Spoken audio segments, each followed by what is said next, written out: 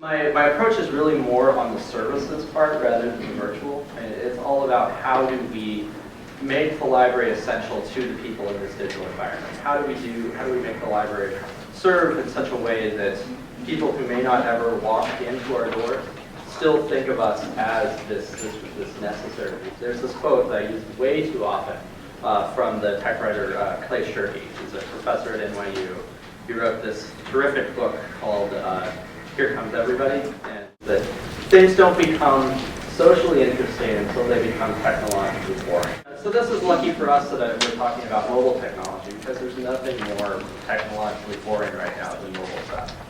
That's a joke. We've got some catching up to do. Working to fit into this environment is going to push us a bit out of our comfort zones. That makes a perfect point. It's that connection that people are looking for, and it's not a connection you get when you have kind of your basic static site. There's a number of mobile site generators out there that do this very nice and basic thing where it gives you this the nice directions and phone numbers and hours, but these are things people are already able to get, and it gives them no reason to keep coming back to the library. And so if you're looking to get off the ground, I'm kind of parching on mobile library sites right now, but at the same time, you kind of still have to have something that meets this audience. If nothing else, it's a way to gather information about who's using it and what kind of devices they're using. See people who are creating apps, and of course I'm saying this as I'm working with Fousey right now to make an app for accessing your account and going through the ebook collection, which is something that Fousey just added, which is I think a pretty killer feature. But a lot of the other stuff is going to end up being window dressing. The phone fulfills different purposes to different people. What's really important, though, is that each thing that people use on it is its ability to fulfill that specific purpose at the specific point of need. And that's what we need to start thinking about as we design mobile library services. Like this is my 6-month-old son, and he doesn't know what he's doing, but he can go and touch the screen because he sees what his parents are doing, and he's able to interact this way. Back in the day, I had to take my see and say and pull on the cord like a Neanderthal. Now you can just slap the screen. Anytime you do something on your phone, it adds this, brings up this menu where you can share it versus over all of your social streams. And so we need to think about this kind of flow as we're, how do we design services where it's, we can, say take a picture of a book and tap, query, is this in my library?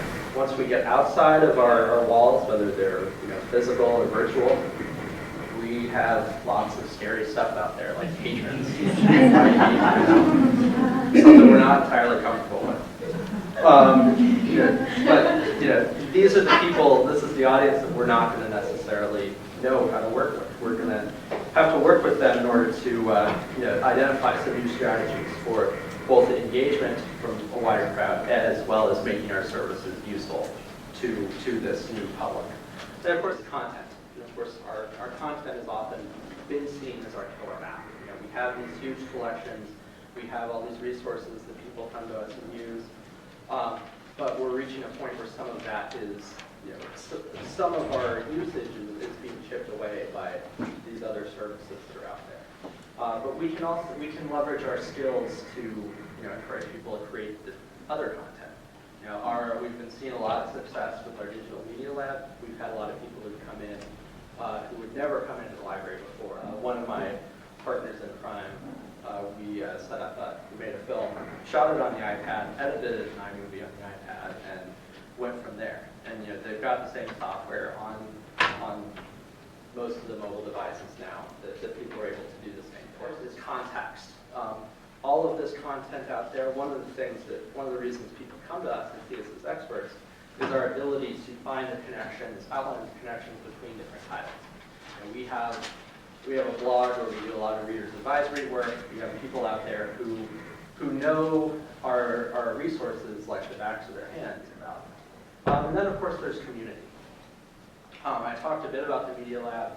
One of our ongoing projects is to talk to everybody who makes something in there and ask them if they want to share this with the rest of the public. And our Media Lab blog is where we post these things and create this ongoing repository. And we're hoping that as more people make stuff, it kind of snowballs and takes on a life of its own.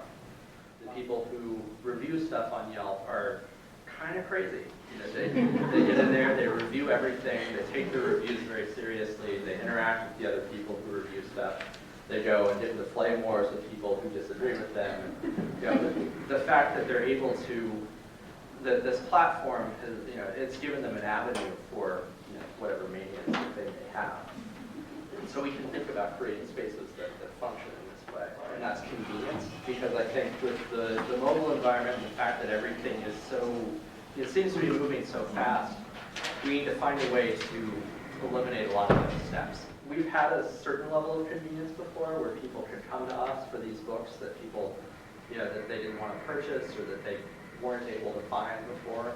But now that the stuff is there, it's seeming like that ease factor of not having to leave the house is starting to override that, what we were able to provide before.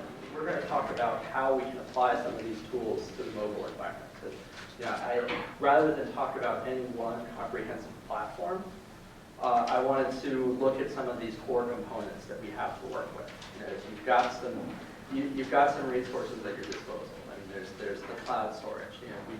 Storage space, data storage is cheaper than it's ever been, and it continues to get cheaper, and we continue to amass much greater storage capacity than we can ever do anything with. There's all of these interconnected services, things like all these things that have a user base of hundreds of millions of people, Facebook and Twitter. We can insert things into this stream and find a way to identify our audience and then participate with that. That's the humble text message.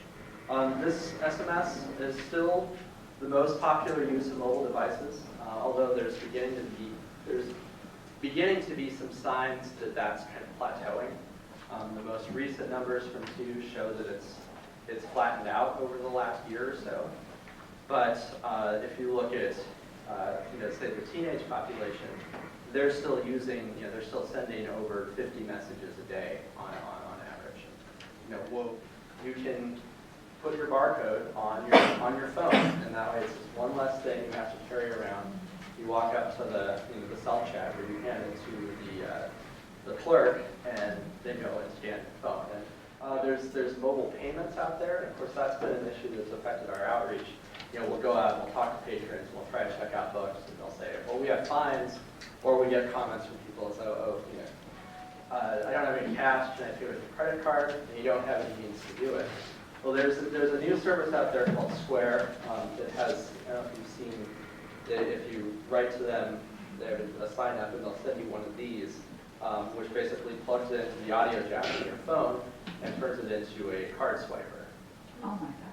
So I mean, you think about this, these simple little tools, you link it to a bank account or a PayPal account, and then you can go out and do these events in the public, say.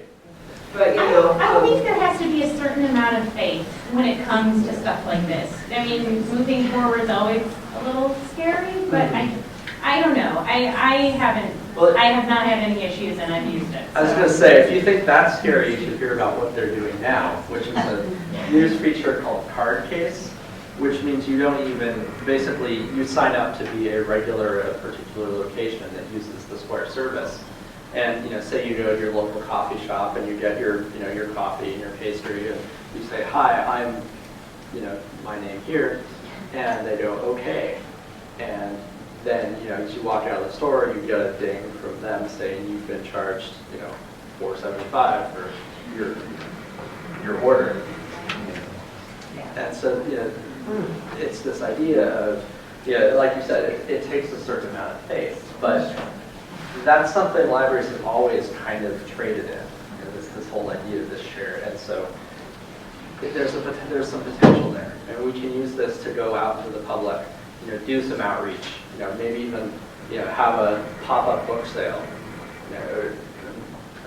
We can go and have a fine day. If people want to come to the mall and pay off their fines, we can do that there.